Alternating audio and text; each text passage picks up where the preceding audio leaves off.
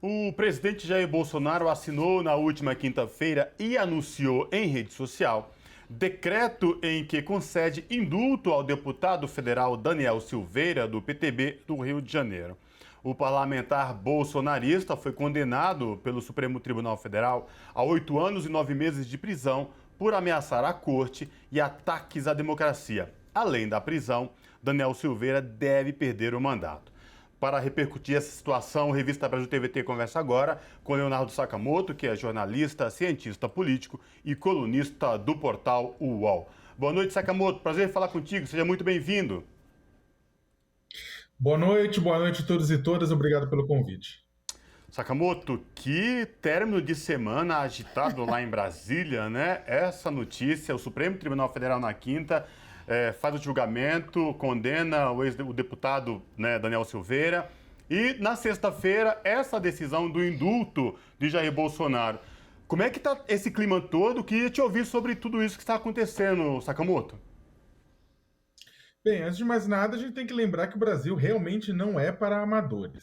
O Brasil, quando o pessoal tenta interpretar o Brasil de uma forma muito rasa, de uma forma mais simples, realmente o Brasil vem e te dá um tapa na nuca, um pesco-tapa, e te lembra que as coisas aqui são complexas, né? Vamos lembrar, né, que o deputado federal Daniel Silveira, que ficou nacionalmente famoso por um grande projeto de moradia popular, mentira, ele ficou famoso por rasgar aquela homenagem contra Marielle Franco, né, na campanha de 2018. É inacreditável, é um deputado que fica famoso por rasgar uma homenagem a uma vereadora que tinha acabado de ser executada por milicianos. Mas enfim, o que acontece é que ele ficou famoso por isso, e desde então ele é famoso porque ele é uma espécie de caixa de ressonância, ele é uma espécie de caixa de eco do presidente da República. O presidente da República ataca o Supremo, ele ataca o Supremo, o presidente da República ataca ministro do TSE, ele vai lá, ataca ministro do TSE, né? É um deputado que serve literalmente nas trincheiras, né, mais agressivas, né, mais violentas do bolsonarismo. E por conta disso, ele passou a ser investigado, né, por conta de vídeos divulgados ameaçando ministros do Supremo. Tem um vídeo famoso contra o ministro Edson Fachin, em que ele fala que ele basicamente incita uma surra no ministro Edson Fachin, uma surra com um gato morto na cara do ministro.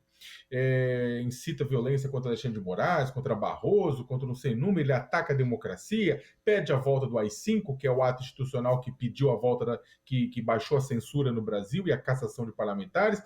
Enfim, ele promoveu atos antidemocráticos e promoveu a censura. E aí, no meio disso aí, o que acontece é que ele foi acusado pela Procuradoria-Geral da República, né? Houve um processo, né, uma ação no Supremo que agora foi julgado. Ele chegou a ficar preso por conta disso, para parar com os ataques em meio à investigação, criou várias confusões, né? Não quis colocar a tornozeleira quando saiu, transformou isso em espetáculo. No final, o Supremo condenou ele a 8 anos e 9 meses de prisão, a perda do mandato e, consequentemente, a inelegibilidade, ou seja, ele não poderia se candidatar ao Senado quando ele pretendia. E aí, quando a gente já havia pensado, né, a maior parte das pessoas pensou que o Supremo tinha colocado uma linha divisória, falando daqui não pode passar, isso aqui é um limite, inclusive da liberdade de expressão dos próprios parlamentares, né? Porque, gente, ao contrário do que se diz, liberdade de expressão também tem limite. Você não pode usar a sua liberdade de expressão para tentar incitar a violência e a morte de terceiros. Quando isso aconteceu, o presidente da República veio e claramente já tinha planejado isso já estava de caso pensado, e aí ele baixou um decreto presidencial que é semelhante ao indulto, né? O indulto é coletivo, é o decreto que é um decreto de perdão, é de graça, né? Você perdoa alguém pelos crimes que essa pessoa cometeu. E aí, ou seja, o Daniel Silveira não precisaria mais para a cadeia, o Daniel Silveira não precisaria perder o mandato, por exemplo, segundo a interpretação do presidente da República, que disse claramente que fez isso para corrigir uma coisa que ele achava equivocada, que era a decisão do Supremo. Ele fala, olha, isso aqui é porque, ao meu ver, a liberdade de expressão não pode ter limites, tudo isso mais, e na verdade, ou seja, ele está se colocando como um poder moderador acima do Supremo, e não funciona acima do assim, Supremo. né? E aí o que aconteceu, só para finalizar, no final das contas, estamos vivendo agora uma polêmica, né? Uma polêmica sobre se o presidente poderia ou não poderia ter ido tão longe, se ele poderia ou não poderia ter feito isso com um amigo dele pessoal, com um aliado, com uma pessoa que, na verdade, estava simplesmente cumprindo ordens dele, porque tudo isso, na verdade, é muito bizarro, né? Quebra toda aquela questão da impessoalidade, mas o principal, a discussão é jurídica, a discussão é política. O presidente da República fez isso porque ele, na verdade, está pouco se lixando com o Daniel Silveira. Ele fez isso para criar mais animosidade sobre o Supremo Tribunal Federal, que é a instituição que, desde que ele assumiu a presidência da República, vem limitando as maluquices que ele faz. Então, o que, que acontece? Ele chega e fala, ele coloca, o Supremo coloca mais uma trava, né, simbólica nisso aí, diz para o próprio, a condenação do Daniel Silveira é um aviso ao próprio presidente da República de que ele não pode fazer tudo o que ele quer, né, aos aliados também. O Bolsonaro vem, cria isso, desautoriza o Supremo, esfrega na cara do Supremo dizendo, olha, você não vale nada, aumentando a animosidade, porque agora o Supremo vai ter que, pelo menos em parte, rever isso ou deixar claro que a decisão tem limites, né? Que é a função do próprio Supremo nesse sentido. Então, ou seja, o presidente da República fez tudo isso para gerar confusão, para gerar barulho, para deslegitimar o Supremo, para deslegitimar o Tribunal Superior Eleitoral, e é claro que tudo ajuda no asfaltamento, na pavimentação de um golpe de Estado. Sakamoto, eu queria justamente falar um pouco mais sobre isso, que inclusive é exatamente a análise que você fez na sua coluna. Lógico, é o que você falou, juridicamente, alguns analistas, desde a quinta-feira, têm dito que esse perdão é inconstitucional porque o caso do Daniel Silveira ainda cabe recurso, não está transitado e julgado, como se diz no juridiquês. Mas, de fato, o que tem se falado, e aí eu queria perder um pouquinho mais de tempo e te ouvir, sobre o quanto esse perdão tenta desqualificar o STF, porque se fala em um atentado à democracia.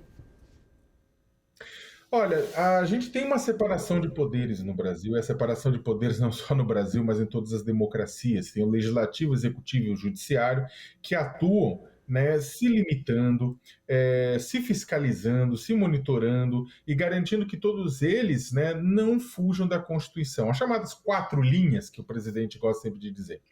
O que aconteceu foi que é o seguinte, cada instituição tem a sua função.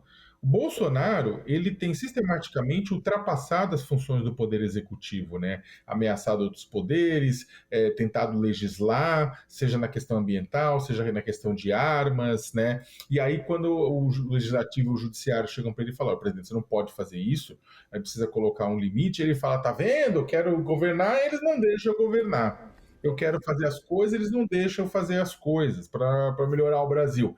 Isso, na verdade, é uma justificativa que cola com criança. Na verdade, é muito infantil isso, porque você pode governar desde que você haja conforme a Constituição. O Bolsonaro diz que age conforme a Constituição, mas na verdade ele rasga a Constituição, ele usa a Constituição para limpar a porcaria. Não, ele não segue a Constituição.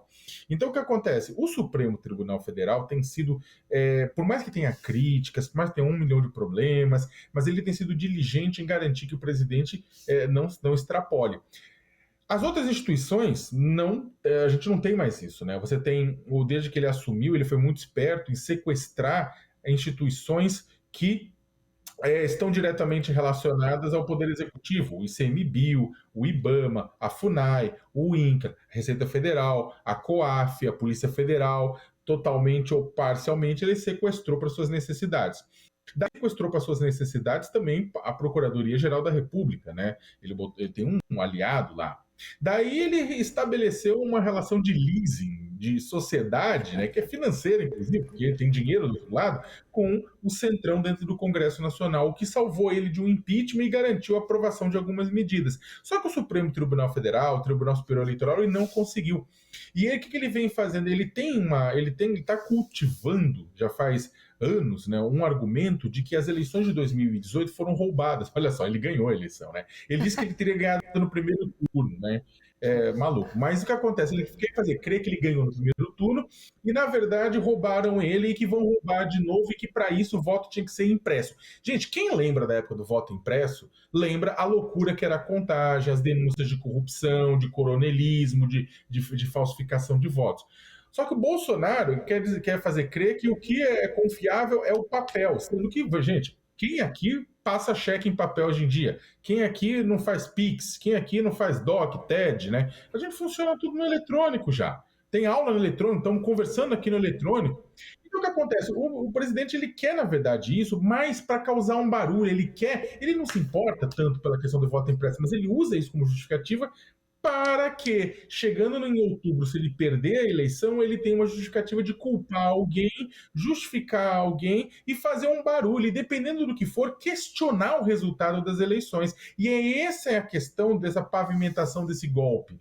O presidente da República tenta enfraquecer o Tribunal Superior Eleitoral e o Supremo Tribunal Federal para que ele, ao longo do processo eleitoral, ele possa fazer o que ele quiser e toda vez que ele for criticado, ele for emparedado, né, legalmente, ele fale, olha, tá vendo? Estão tentando ajudar o Lula, estão tentando ajudar meu adversário, estão sendo ilegais. E se ele perder, ele pretende fazer algo, muito provavelmente, como aconteceu nos Estados Unidos no dia 6 de janeiro do ano passado, quando o Congresso norte-americano foi invadido por seguidores de Donald Trump, depois que o próprio Donald Trump fomentou isso, que acabou com mortes. O Congresso norte-americano nunca foi invadido por alguém e Trump fomentou isso. Há uma chance muito grande dessa tentativa de golpe por parte do Bolsonaro ocorrer. Para isso, ele precisa enfraquecer o Supremo. Para isso, ele precisa enfraquecer o Tribunal Superior Eleitoral, que são as instâncias que iriam chegar para a polícia, iriam chegar para o exército e falar, gente, ó, peraí, bota ordem nisso aqui, tem uns malucos bolsonaristas fazendo bobagem.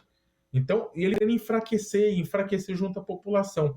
O problema, aí para finalizar, é que a população brasileira, é claro, isso aqui é terrível, enfraquece, briga, tem toda a questão de desgaste, mas a população brasileira não está muito preocupada, ao contrário do que Bolsonaro diz, com a questão da prisão ou não do Daniel Silveira. O que a população brasileira está realmente preocupada é com 166% do aumento na cenoura nos últimos 12 meses, 97% no aumento do tomate, um aumento considerável no café, na banana, na carne, na energia elétrica, no gás de cozinha, no etanol, em tudo isso. A população brasileira quer saber se o seu salário, o seu ganho, seu rico dinheirinho vai terminar, vai durar até o final do mês ou não, e não está durando cada vez menos por conta da incompetência do governo federal. O governo federal que fica perseguindo fantasmas de instituições demoníacas com pessoas de toga, como o STF, né, criando fantasmas, quando na verdade uma parcela da população passa fome. Ora, 53% da população ganha até 2 salários mínimos. E essa população até aceitaria as loucuras ideológicas de Bolsonaro se tivesse com barriga cheia. Mas nem os R$ 400 que são pagos de Auxílio Brasil são suficientes diante de uma inflação galopante que consome tudo e todos pela frente. O presidente está preocupado. Por isso ele está excitando os seus seguidores, está excitando o seu público, está tentando juntar esse pessoal com benefício eleitoral. Vamos ver se funciona. Eu acho que isso vai cindir, vai fraturar a democracia sem necessariamente garantir sucesso para ele.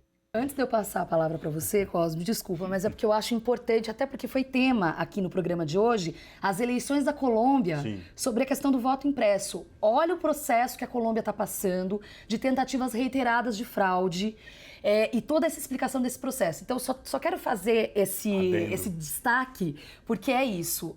O voto, essa tentativa de colar que o voto impresso é mais seguro, é mais uma das grandes bobagens do presidente Jair Bolsonaro. Cosmo. Sakamoto, esse tudo ou nada que o presidente Jair Bolsonaro está indo agora, né, para cima, afrontando mais o STF, e agora, mais do que nunca, né, deslegitimando e dizendo que eu estou acima do STF, coisa de totalitaristas, é mais uma narrativa que ele vem criando toda vez que aparece pesquisa com a sua popularidade lá embaixo, em cima do que você acabou de falar. Fome, desemprego, carestia nas alturas, o exemplo que você deu da cenoura e do tomate, que donas de casa não sabem mais o que fazer. É isso, já criar essa narrativa, uma espécie de vacina para o que pode acontecer já em outubro? Olha, é que é o seguinte, o presidente da República ele tem uma característica que ele é bastante interessante. As pessoas acham que ele é burro, ele não é. Ele faz o discurso dele com diferentes camadas para atingir diferentes pessoas e diferentes grupos. Já desse ele até elogiou o ministro Barroso. que ele já chamou até de FDP, de tantas coisas, e ele elogiou o dia desse. Mas ele elogiou para um público X, ele não vai elogiar lá no cercadinho para os fãs dele na porta do Palácio da Alvorada. Ele solta discursos diferentes para públicos diferentes, ele está tentando, ou seja, ele solta para esse público dele, que ele precisa ver mobilizado, que ele precisa ver nas ruas, ele precisa ver nas redes sociais, produzindo fake news, circulando fake news, batendo, tudo isso, mas ele precisa alimentar esse povo, e esse povo é alimentado com esse tipo de coisa, com esse tipo de mentira, com esse tipo de coisa. É um público que estava reclamando que o Bolsonaro estava deixando de lado esse grupo e dando atenção mais para o centrão. O que acontece? Esse grupo empoderado, feliz, vai fazer as loucuras, vai divulgar as fake news, vai levar adiante a palavra do bolsonarismo. Enquanto isso, ele tenta fazer ações para atingir outros públicos, né? Os públicos mais pobres, por exemplo. Ele está fazendo o quê? Liberando dinheiro.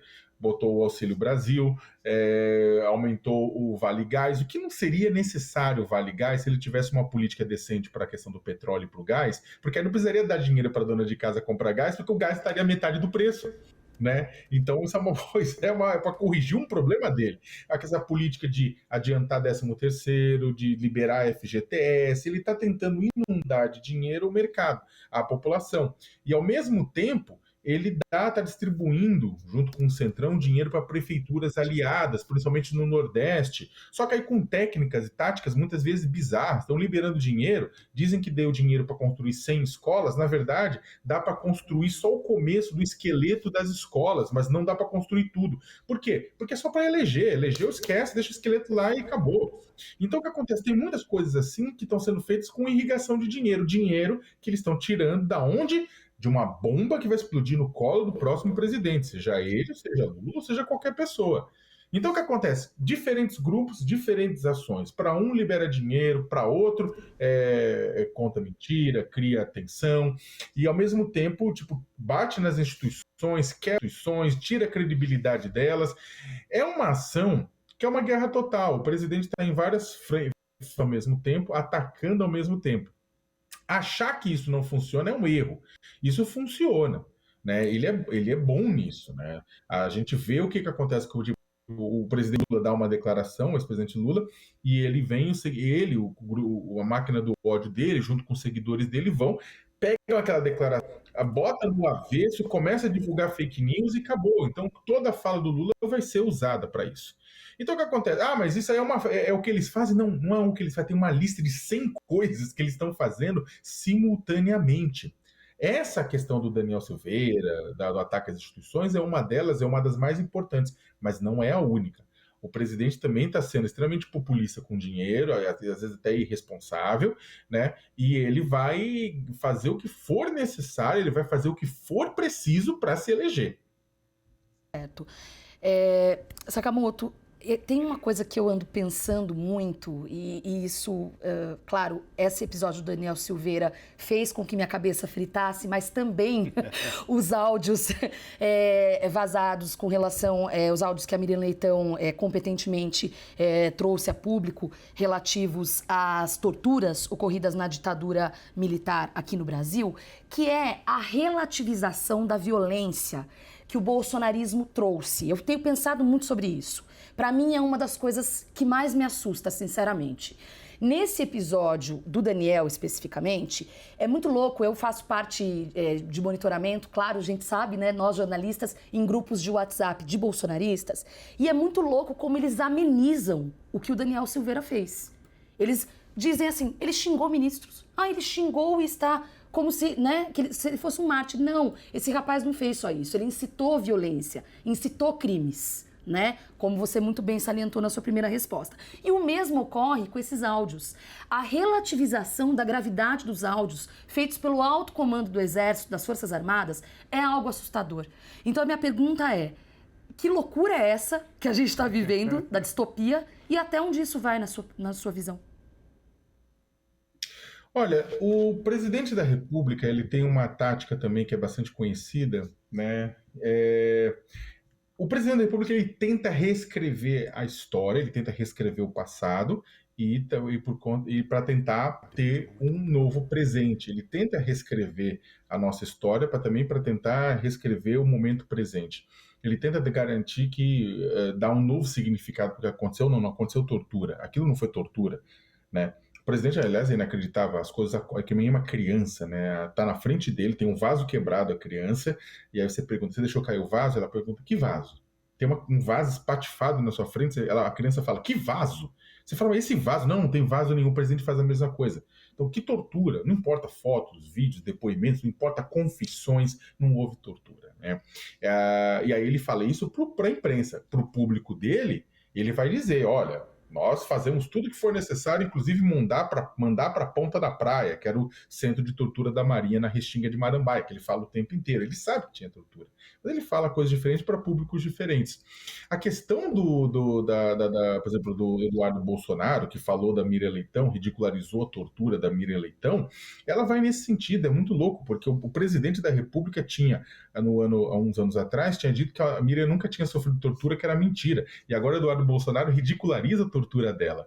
Ah, mas como é que é? É loucura? Não, não é loucura. São públicos diferentes, são discursos diferentes, está atingindo e atacando as pessoas sem precisar lidar com coerência. E essa é a palavra. O bolsonarismo não trabalha com coerência, não porque é burro, mas simplesmente porque faz isso de propósito, exatamente para garantir que os públicos diferentes recebam histórias diferentes. Infelizmente, esses áudios que a gente recebeu, eles simplesmente comprovam que a gente já sabe, que a tortura ocorreu nos porões da ditadura, muitas vezes por militares que são tidos pelo próprio governo como heróis, como é o caso do açougueiro Brilhante Ustra, chamado de herói tanto pelo presidente da República quanto pelo vice-presidente Hamilton Mourão, que vira e mexe, é tido como uma pessoa sensata, simplesmente que era um contraponto muitas vezes ao bolsonarismo, mas não é. O histórico do Mourão é um histórico muitas vezes também de uma pessoa que defendeu torturador, que defendeu reescrever a Constituição com meia dúzia de notáveis, né? Mas o que acontece é que a gente tem uma história de tortura que começou na ditadura militar e que nunca foi resolvida, porque a gente nunca puniu, a gente nunca reconheceu devidamente. A Comissão da Verdade foi um trabalho importantíssimo, mas que foi freado, que tinha uma questão de responsabilização, mesmo que não botasse as pessoas na cadeia, mas as pessoas tinham que ser responsabilizadas. E a gente não teve isso na totalidade, muita coisa acabou sendo enterrada, o Bolsonaro atacou em cima disso. E o custo e o preço de não ter as coisas resolvidas do passado é que elas continuam acontecendo no presente. Ou alguém acha que as torturas que acontecem na região rural por parte da polícia, que serve de jagunço para fazendeiro, ou pelos porões de delegacia, vem da onde? É os mesmos. É o mesmo método, muitas vezes, aprendido lá atrás nos doicotes da vida e depois refinado ao longo de décadas até chegar agora nas mãos de policiais e das suas variantes tóxicas dos milicianos. Então, é uma tristeza, até porque este governo é um governo que defende miliciano. E que se a gente tiver um segundo mandato, não tenha dúvida nenhuma que tudo que a gente está colocando aqui como o governo faz até de forma envergonhada, nega aqui, fala lá, aí no segundo mandato o governo assume tudo isso, escancara de vez, e aí a gente vai ter um caminho sinistro, com 4 anos de nuvens escuras no horizonte. Ai, gente, eu tô meio angustiada. Calma. Né? Fiquei arrepiada e dá uma angústia nessa Sakamoto. Seremos resistentes. Não, mas calma, porque é aquela coisa, a gente tem que ter, digamos, realismo na análise, mas otimismo na ação. Claro, isso mesmo. Com certeza. E com isso, quero agradecer mais uma vez a participação do jornalista Leonardo Sakamoto, cientista político e colunista do Portal UOL, mais uma vez participando aqui do Revista Brasil TVT. Sakamoto, obrigada, até uma próxima. Até uma próxima, sempre um prazer. Um abraço. Abraço, Sakamoto.